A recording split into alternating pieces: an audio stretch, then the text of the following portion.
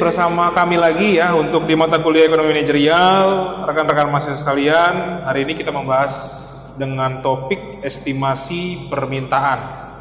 Untuk waktu dan tempatnya silakan Pak Daniel dijelaskan masalah pokok pembahasan Pak. Baik, selamat bertemu kembali para mahasiswa ya, di pertemuan kuliah daring kita melalui perekaman video untuk materi estimasi permintaan.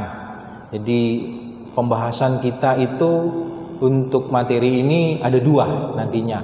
Ya, yang pertama terkait dengan konsep apa itu estimasi permintaan, dan yang kedua itu berkaitan dengan metode-metode apa saja ya yang masih digunakan sampai saat ini dalam konteks melakukan estimasi permintaan. Jadi hal-hal pokok pembahasan kita itu berkaitan dengan masalah identifikasi. Artinya estimasi permintaan itu harus dilakukan melalui identifikasi. Kemudian pendekatan penelitian pemasaran untuk estimasi permintaan. Ya, kenapa pokok bahasan ini menjadi perlu disampaikan? Karena permintaan pasti secara manajerialnya atau secara pengelolaan manajemennya itu berhubungan dengan pemasaran.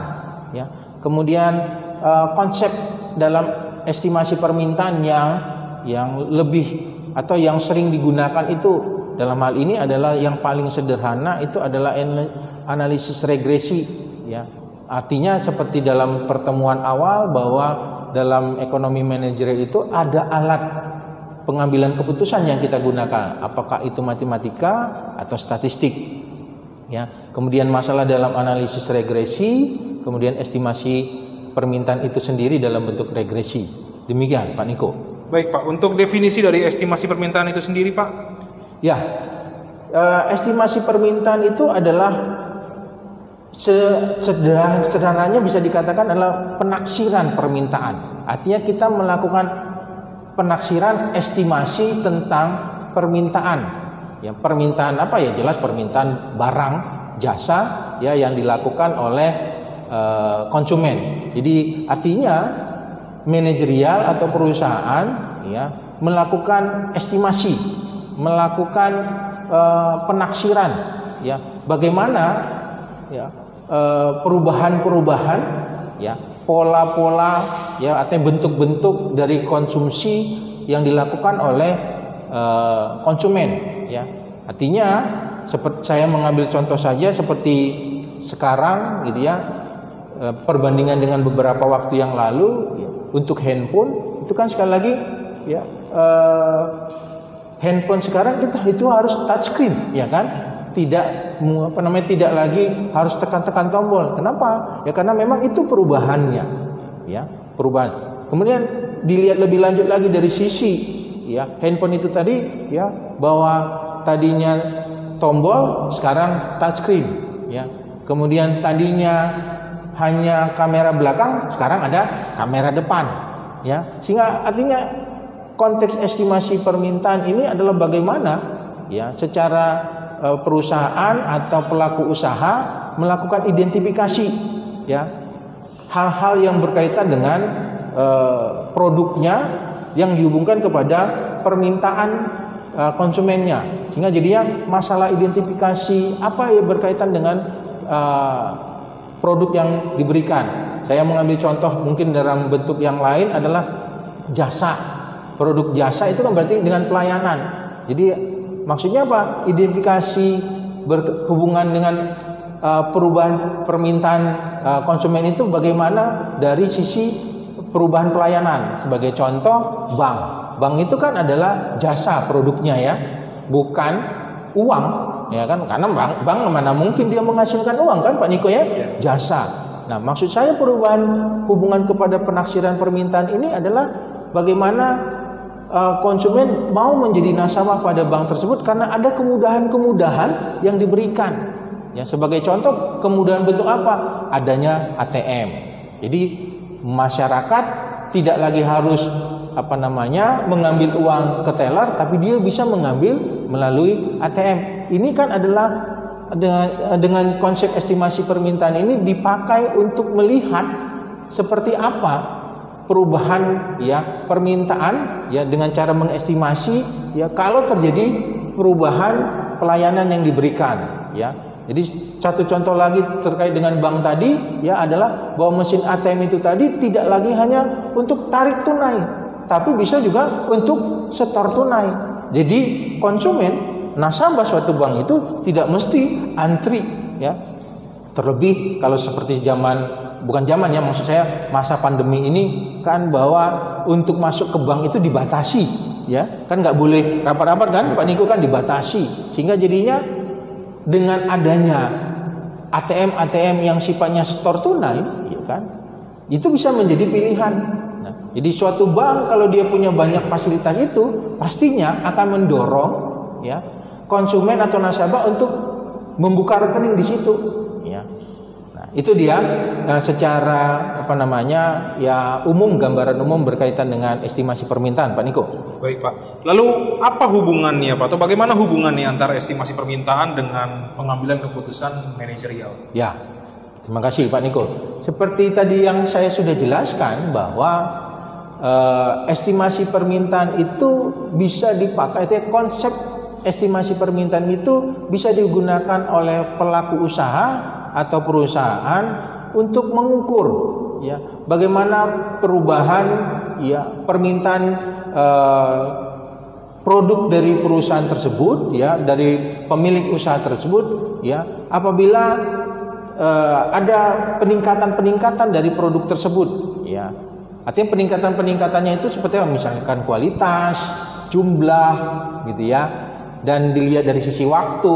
Nah, itu ya menjadi hubungan estimasi permintaan dengan pengambilan keputusannya, ya, sehingga jadinya konsep-konsepnya itu dilakukan dari, ya, terkait hubungan tadi, ya, dalam hal pengambilan keputusannya, konsep-konsepnya dihubungkan kepada melakukan survei konsumen. Jadi melihat apa sih sebenarnya kebutuhan konsumen yang ada saat ini, ya. Jadi dilakukan survei, ya, bagaimana reaksi terhadap jumlah yang diminta, terhadap perubahan harga. Makanya survei konsumen ini, ya, bukti dari hasil survei konsumen ini kan saudara bisa lihat dalam konteks supermarket atau, ya, seperti kalau di sini Ramayana, ya, ada, Pak, ya. Maksud saya apa? Pada saat menjelang hari-hari besar, supermarket Ramayana itu kan banyak memberi diskon. Nah, ini menunjukkan dari hasil survei bahwa kebiasaan masyarakat itu di hari-hari besar harus pakai baju baru, Pak Niko. Nah, jadi harusnya begitu, ya.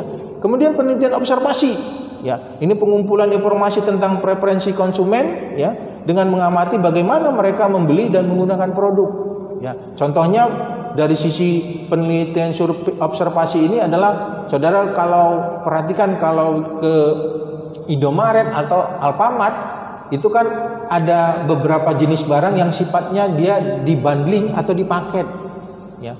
Ini kenapa dilakukan oleh perusahaan seperti itu? Karena memang upaya untuk menarik minat konsumen, ya, yang tadinya misalkan hanya produknya saja yang dijual. Kalau dipaketkan bagaimana? Nah, pastinya dengan dipaketkan akan menaikkan permintaan. Nah, yang berikutnya adalah klinik konsumen. Ini artinya, ya, estimasi permintaan itu dilakukan dalam bentuk observasi di dalam lab, ya. Dalam arti dibuat seolah-olah, gitu ya, ya, kegiatan-kegiatan di lapangan atau permintaan itu dianalisis di dalam lab, ya. Jadi dibuat bagaimana membelanjakan barang di suatu toko dalam bentuk istilahnya adalah simulasi. Dan berikutnya adalah eksperimen pasar, ya. Artinya ini membuat suatu bentuk, ya, pasar miniatur di mana dibentuk pasar miniatur itu dibuat seolah-olah seperti ada transaksi, ya, ekonomi di sana, gitu.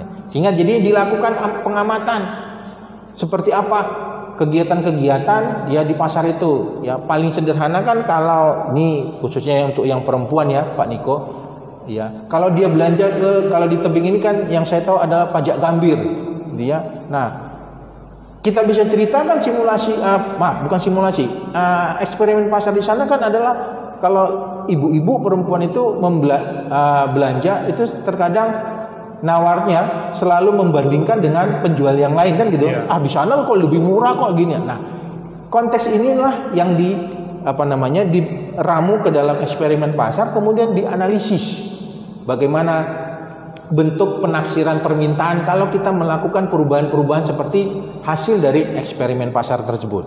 Itu, Pak Niko. Baik, Pak. Lalu pertanyaan selanjutnya, ini agak ada dua ya, Pak ya, yang saya ingin tanyakan. Yang pertama itu bagaimana cara menggunakan estimasi permintaan untuk alat membantu dalam pengambilan keputusan manajerial.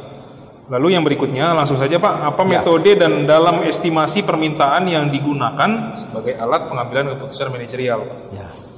Di awal tadi saya sudah sebutkan bahwa dalam pokok bahasan bahwa ada metode atau konsep ya yang berhubungan secara ekonomis untuk dipakai dalam estimasi permintaan ini adalah analisis regresi ya. Kenapa ini menjadi metode atau konsep yang digunakan ya, artinya menjadi alat ya secara kuantitatif yang sering digunakan dalam hal estimasi permintaan, karena metode konsep regresi ini jelas bisa dipakai karena kita bisa melihat ya bagaimana hubungan antara satu variabel dengan variabel lain.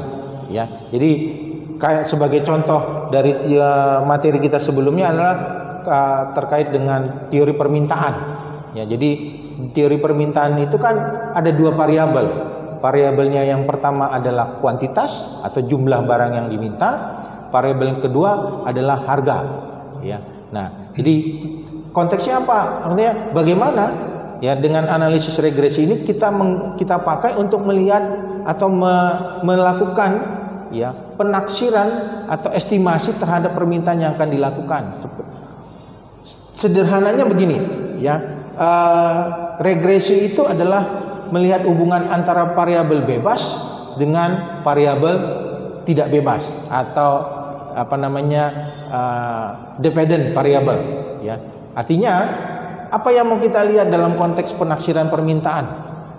Ya, sebagai contoh tadi adalah antara permintaan, berarti terkait variabel tidak bebas siapa? Jumlah barang yang diminta. Ya, kenapa ya? Karena memang dia tidak perlu dirubah-ubah. Ya, nah, tapi yang perlu diubah-ubah dalam variabel bebas apa? Itulah harga. Ya, sehingga jadinya dengan konsep regresi ini kita melihat bagaimana pengaruh harga terhadap jumlah barang yang diminta. Nah, atau seperti dalam konsep yang baru kita pelajari minggu lalu itu terkait tentang sensitivitas. Berarti pengaruh pendapatan terhadap jumlah barang yang diminta. Nah, jadi analisis regresi kita bisa gunakan untuk melakukan pengamatan-pengamatan ya berkaitan dengan estimasi permintaan tadi. Ya, jadi saya ambil contoh tadi antara pendapatan dengan jumlah barang yang diminta. Ya, jadi dengan cara melakukan survei konsumen tadi, ya, eksperimen dan yang lain-lainnya, kita mengumpulkan data. Ya, nah data inilah yang nanti kita olah, ya, untuk kita melihat hasil dari pengolahan data itu dalam konteks regresinya. Ya, pastinya memang secara hubungan, artinya dalam kaitan antara pendapatan dengan harga itu akan berhubungan secara positif. Kenapa? Kalau pendapatan naik, pasti jumlah barang yang diminta akan juga naik. Ya, naiknya bagaimana Pak? Ya, naiknya sederhananya pertama jumlahnya yang naik atau ragamnya yang bertambah, kan gitu ya. Ya, gampangnya Pak, kalau Pak Niko ini gajinya sekarang katakanlah 5 juta per bulan, ya, kemudian 2 bulan yang ke depan, sekarang 5 juta per bulan ini Pak Niko punya handphone 1, ya, 2 bulan ke depan gajinya naik menjadi 15 juta. Saya yakin jumlah barang Pak Niko itu, ragam barang Pak Niko itu akan menjadi bertambah. Kenapa? Pendapatannya naik. Nah, ini manfaat dari analisis regresi itu tadi. Jadi kita bisa melihat dengan konsep analisis regresi itu tadi, kita bisa melihat bagaimana konteks reaksi konsumen ya. Kalau terjadi hal-hal ya berdasarkan tadi hasil survei ya dan yang lainnya ya yang diamati ya. Kemudian tadi pertanyaan berikutnya, apa metode dan estimasinya ya. Metodenya itu tadi kalau analisis regresi itu ada dua secara umum ya. Yang pertama regresi sederhana atau yang disebutkan di sini sebagai OLS, metode OLS. Kenapa? OLS sederhana karena dia hanya ada dua variabel, satu variabel bebas dan satu variabel yang terikat, gitu ya. Nah, jadi sebagai contoh tadi misalkan permintaan jumlah barang yang diminta dengan harga, itu yang dikatakan sebagai sederhana. Sedangkan metode yang berikutnya ya itu dikatakan analisis regresi berganda. Nah, kenapa dikatakan berganda? Karena memang variabel bebasnya tidak lagi satu, tapi ada beberapa, ya, yaitu misalkan harga dengan pendapatan, gitu ya, harga dengan kualitas, gitu ya, kemudian harga dengan jumlah penduduk, ya. Nah, itu yang dikatakan berganda, ya. Kita tidak akan menjelaskan kepada para mahasiswa dalam arti tidak menjelaskan, cukup sederhana bagaimana menggunakan alat analisis regresi ini ya. Terlebih saudara kan juga sudah mengikuti mata kuliah statistik ya. Perhitungan-perhitungan ini sifatnya kan adalah berhubungan dengan mata kuliah statistik. Cuma yang perlu kami ingatkan adalah dalam penggunaan konsep estimasi permintaan ini adalah bagaimana kemampuan kita membaca data, menganalisisnya, kemudian menginterpretasikannya, gitu, ya. Jadi sebagai contoh tadi saya katakan antara harga barang X dengan jumlah permintaan barang X itu pasti hubungannya adalah negatif, ya. Artinya kalau harga naik maka jumlah barang yang diminta akan turun. Nah, apabila dari hasil analisis regresinya ya menunjukkan nilai harga itu positif, nah itu yang harus kita analisis gitu ya. Dengan menggunakan data yang ada, kenapa kok harganya naik gitu ya, permintaannya juga naik gitu ya. Ini yang harus kita analisis ya. Atau kita balik, kenapa kalau semakin tinggi harga maka minat orang membeli produk itu semakin tinggi. Nah, ini yang menjadi poin pentingnya dalam penggunaan metode atau konsep analisis regresi ini. Jadi bukan hanya saudara bisa menghitung ya nilai-nilai ya, aturan-aturan ataupun rumus-rumus yang ada di sini, tetapi bagaimana menganalitisnya ya. Jadi saya ambil contoh saja ya, ini berkaitan dengan nilai F gitu ya. Dalam analisis regresi berganda, nilai F itu maksudnya apa? Maksudnya bagaimana pengaruh secara keseluruhan variabel-variabel bebas itu terhadap variabel tidak bebasnya.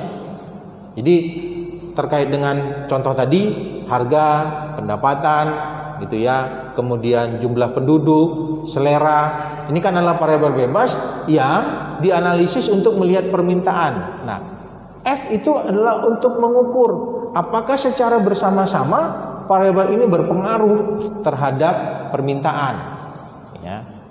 Nah, artinya apa? Kalau dia tidak berpengaruh ya, artinya dari sisi nilainya ya, berdasarkan ketentuan yang ada ternyata dia tidak berpengaruh ya, berarti variabel-variabel itu sangat tidak menentukan. Nanti mungkin perlu kita ganti faktor-faktor atau variabel-variabel itu untuk kita bisa menentukan bagaimana agar estimasi permintaan kita meningkat ya di masa yang akan datang ya. Nah, tambahan dari kami adalah bahwa untuk materi ini nanti bahannya ada dua. Ya, yang pertama yang baru kami jelaskan ini kita berbicara tentang konsep bagaimana menggunakan estimasi permintaan tersebut. Nah, modul yang kedua nanti adalah tentang metodenya atau alat-alat yang dipakai untuk menghitung ya nilai dari estimasi permintaan ya. Ada beberapa metode nanti di sana ya, yaitu terkait dengan metode root, artinya kita menghitung secara rata-rata, kita menghitung secara angka pengganda, maaf ya, itu ada di sana ya. Jadi ada dua bagian ya. Jadi sebagai penutup di akhir ya dari pemaparan materi ini nanti ada dua bagian untuk estimasi permintaan ini. Yang pertama adalah tentang konsep bagaimana estimasi permintaan itu tadi, dan yang kedua tentang metode-metodenya apa saja yang bisa digunakan untuk melakukan estimasi permintaan dalam hubungan pengambilan keputusan. Saya kira itu Pak Niko pemaparannya. Baik, terima kasih Pak Daniel, sudah cukup jelas dan sangat komprehensif ya untuk di estimasi permintaan ini. Tetap fokus untuk mahasiswa karena kita akan ketemu lagi di minggu-minggu berikutnya dengan materi yang berbeda. Terima kasih, salam. Salam.